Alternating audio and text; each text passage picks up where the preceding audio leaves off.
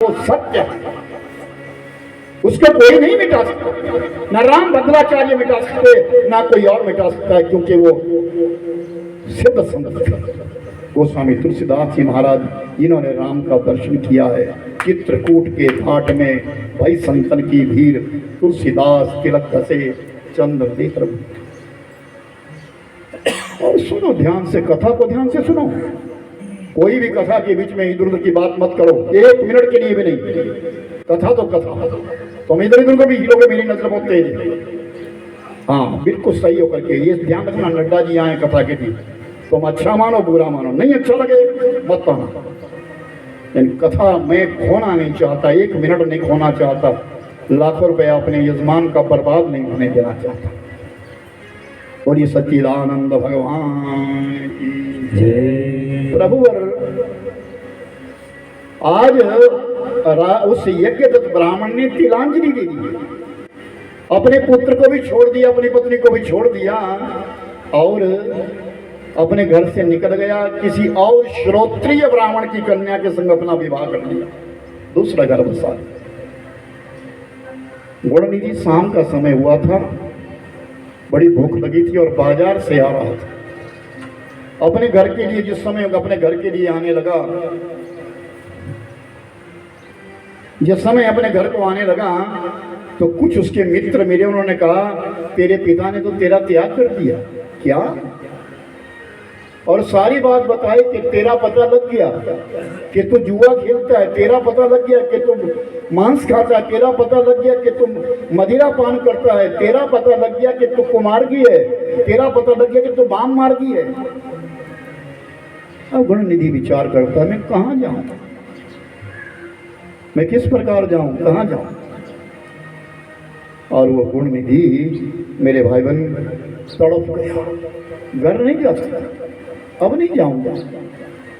सायंकाल का समय हो गया, सूर्यास्तांचल की ओर जा रहा है, और पूरा दिन है कि आज कुछ खाने को मिला नहीं, कुछ खाया नहीं है। शाम का समय जब होने लगा, जब रात्रि आने लगी, सिर ढलने लगा, तो उसके कानों में एक आवाज आने लगा, नमः शिवाय नमः शिवाय। नमः शिवाय की आवाज आई, ये कहां से आई? तो ध्यान से देखा तो गलियों से लोग निकल रहे, उस शहर की गली गली से लोग इकट्ठे होने लगे, और एक चौराहा है, उस चौराहे पर इकट्ठे हो गए। उनके हाथ में पकवान की थाल है, खूब सारा पकवान बना है, पकवान के थाल है, उसकी सुगंधी आने लगी। और गुणनिधि के लिए जब वो सुगंधी आने लगी, तो गुणनिधि विचार करने लगा, ये तो पकवान नहीं, मेरे लिए भूख लगी है और ये लोग पकवान लेकर के जा कहाँ रहे हैं? चलो जहाँ कहीं भी ये जाएंगे, जहाँ ये खाएंगे, इनका जूठाई मिल जाएगा, मैं अपना पेट भर लूँगा। उनके पीछे पीछे चल पड़ा, आगे आगे लोग चले और पीछे पीछे वो गुणनिधि जा रहा है। सब लोग जाकर के एक जंगल में पहुंच गए, और जंगल में एक शिवालय है, शंकर जी का मंदिर है, और उस शिवालय के बीच में जाकर के सब आंगन में बैठ गए। समय आया, पेड़ की आड़ में खड़ा हो गया गुणनिधि, सब दृश्य देखने लगा। उन सब लोगों ने जाकर के भगवान शंकर जी के लिए नमन किया, प्रणाम किया, और सब पूजा करने लगे, और जो जो भी सामग्री लाई थी वो शिवलिंग के ऊपर चढ़ानी शुरू कर दी। परमात्मा शंकर जी के ऊपर सब वस्तु चढ़ाने लगी, जितना भी पकवान लाया था वो शिवलिंग के ऊपर चढ़ा दिया। नाना प्रकार के पत्र, पुष्प, बेलपत्र इत्यादि जो कुछ लाए गए थे सब शंकर जी के ऊपर चढ़ा दिए, और फिर आंगन में बैठ गए और झांझ मजीरे लिए, और सब नमः शिवाय का पाठ करने लगे, भजन करने लगे, कीर्तन करने लगे। और गुणनिधि विचार करता है कि अगर ये सो जाएं, कुछ हो जाए, उनके लिए चले जाएं यहाँ से, तो मैं इस मंदिर में जाऊं, जो कुछ पकवान अंदर पड़ा है उसको मैं खाऊं, ऐसा विचार करता है। लेकिन वो कहां से, वो तो सब झांझ मजीरे बजा रहे हैं और भगवान शंकर जी की स्तुति कर रहे हैं, मना रहे हैं, परमात्मा शिव के लिए प्रीति कर रहे हैं। आधी रात का समय हुआ तो सबको धीरे धीरे धीरे नींद आ गई। जब गुणगान करना बंद हो गया, सब सो गए, वहीं लेट गए, तो दबे पांव वो गुण निधि गया और जाकर के मंदिर में पहुंचा। लेकिन मंदिर में क्या देखा? वहां तो अंधेरा है, अंधकार पड़ा है, और उस अंधेरे के बीच में कुछ नजर नहीं आ रहा है।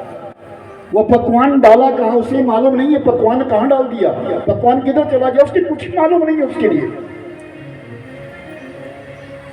और वो गुण निधि विचार करता है, वहां एक दीपक जला है कोने में, लेकिन उस दीपक की जो वर्तिका है वो जलती जलती जलती जलती वो पीछे आ गई। उजाला करो तो कैसे करो, इसकी बढ़ती बुझने वाली है। तो गुण निधि के पास जो वस्त्र पहना था उस वस्त्र को फाड़ दिया और उस वस्त्र की बत्रिका बना करके तेल में डुबो करके उसे सामने किया। एकदम प्रकाश हो गया, मंदिर के अंदर प्रकाश हो गया, उजाला हो गया। और जैसे मंदिर के अंदर प्रकाश हुआ मेरे भाई बहन, तो सारी सामग्री दिखी, जल्दी जल्दी खाने लगा। जो जो पकवान पड़े थे भर पेट खाया, और भर पेट खाने के पश्चात कुछ अपने हाथों में लिया और बाहर निकल गया। लेकिन जल्दी जल्दी में था, बाहर जैसे निकलने लगा किसी सोए हुए व्यक्ति के ऊपर पांव पड़ गया और वो जाग गया। चोर चोर चोर चोर, ऐसी आवाज और चोर चोर की आवाज आई। जब चोर चोर की आवाज आई तो लोग जाग गए, अरे पकड़ो पकड़ो। लोगों ने पकड़ लिया, उसको पीटने लगे, पीटते चले गए, पीटते पीटते, और उस गुण निधि की मौत हो गई, मृत्यु हो गई। और जैसे उसकी मृत्यु हुई, लोग वहां से उठ करके चले गए, अपने घरों में चले गए।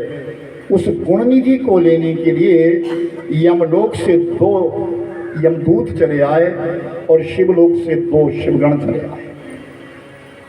उन शिवगणों ने यमदूतों से कहा, तुम क्यों आए? हम इस गुण निधि को लेने के लिए आए। ये पंखे बंद करो। आए हैं शिवलोक से 2 शिवगण आए।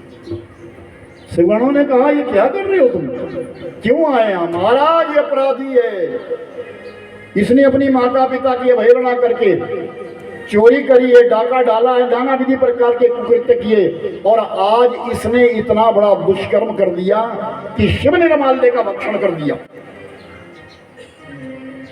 शिव निर्माल्य यानी जो वस्तु शंकर जी के ऊपर चढ़ा दी जाती है, शिवलिंग के ऊपर चढ़ा दी जाती है, वो निर्माल्य हो जाती है, उसको ग्रहण करने का अधिकार नहीं।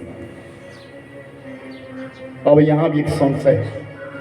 आजकल एक टोटकाचार्य आए हैं, कथा प्रवक्ता है, वो बड़ी बड़ी जिनकी कथाओं में लाखों लोग बैठ रहे हैं, थोड़े नहीं बैठ रहे, लाखों लोग बैठ रहे हैं।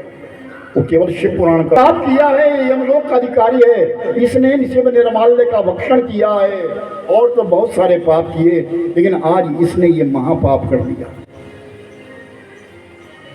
इसको पाप नहीं, इसको महापाप कहते हैं, इसने महापाप कर दिया। तो भगवान शंकर जी के गण कहते हैं, यमदूतों तुम जो कह रहे हो सही है। इसने शिव निर्माल्य का भक्षण किया, इसने मदिरा पी, इसने मांस भक्षण किया, इसने अपने माता पिता की अवहेलना करी, ये बिल्कुल बात सत्य है, और ये नरक का ही गामी है। लेकिन आज इसने एक पुण्य भी कमाया। क्या? आज चतुर्दशी तिथि है, आज अंधेरी 14 है, आज शिवरात्रि का पर्व है। पहली बात तो ये कि इसने उपवास किया, इसने कुछ खाया नहीं था। दूसरी बात ये, इसने नमः शिवाय का जाप सुना, और तीसरी बात ये, इसने बहुत बड़ा पुण्य ये कमाया कि आज शिवरात्रि की रात्रि में शंकर जी के ऊपर अंधेरे से उजाला किया है, इस मंदिर में दीपदान किया है, इसलिए इसके सब पाप जो है शमित हो गए हैं, और अब ये शिवलोक का गामी हो जाएगा। तो गुण निधि को पकड़ करके ले गए। सूक्ष्म शरीर जो हमारे अंदर सूक्ष्म शरीर बैठा है, जो यातनाएं भोगता है, उसी को ले गए और शंकर जी के पास पहुँचे। महाराज ये गुण निधि है, इसने इस प्रकार का आज पुण्य कर्म किया है कि आज शिवरात्रि की रात्रि में इसने अपना वस्त्र फाड़ करके वर्तिका बना करके शिवलिंग के ऊपर दर्शन दिया। जाओ तुम जाकर के अरविंद नाम के राजा धरती के ऊपर बनो, और धरती के बीच में जाकर, धरती के ऊपर जाकर के अपना स्वराज्य करो। वो बालक दूसरे जन्म के बीच में राजा अरविंद हुए, और जैसे वो अरविंद राजा बना है, अपनी इस धरा भूतल के ऊपर आया, उसे पूर्व जन्म का कृत्य याद रहा। जो पूर्व जन्म में उसने सत्कर्म कर दिया वो उसे याद रहा। उसे ये मालूम है कि शिवगणों ने ये कहा था कि इसने बहुत बड़ा पुण्य किया है, शिवरात्रि में इसने दीपक जला करके उजाला करके शिवलिंग के ऊपर प्रकाश किया है, इसलिए मेरा अहोभाग्य है। आज उस राजा ने अपने पूरे राज्य में ढिंढोरा पिटवा दिया, हर घर घर के बीच में शिवलिंग हो और शिवलिंग के पास तेल का दीपदान जरूर करे, तेल का दीपक जरूर जलाए, और जो दीपक नहीं जलाएगा उसको दंड दे दिया जाएगा। इस प्रकार की प्रतिज्ञा करके उस गुण निधि ने बड़े आदर बड़े सम्मान के साथ अपनी प्रजा का पालन करने लगे। दिन बीतने लगे, महीने बीतने लगे, वर्ष बीतने लगे, कई हजार वर्ष राज्य किया उस राजा अरविंद ने, गुणनिधि ने कई हजार साल वर्ष राज्य किया, और एक समय पुनः अपने राज्य संपदा को सब छोड़ करके अलकापुरी में चले गए, और अलकापुरी के बीच में जाकर के साधन करने के लिए बैठ गए। अंतिम समय में साधना करने के लिए बैठ गए। रिटायर होने के पश्चात व्यक्ति को चाहिए कि केवल और केवल भगवत चिंतन करे, अपने शरीर से उतना ही काम ले कि ताकि ये शरीर चलता फिरता रहे। अपने को व्यस्त रखने के लिए कोई उद्योग ना करे, कोई काम ना करे, सारा जीवन काम कमाया है, अब अपना समय परमात्मा के लिए रखिए, अपने लिए रखिए। और हमारे यहाँ एक प्रचलन है कि रिटायर होने के बाद सोचते हम तो बेले हो गए, कुछ और कर ले, कोई नौकरी कर ले, कोई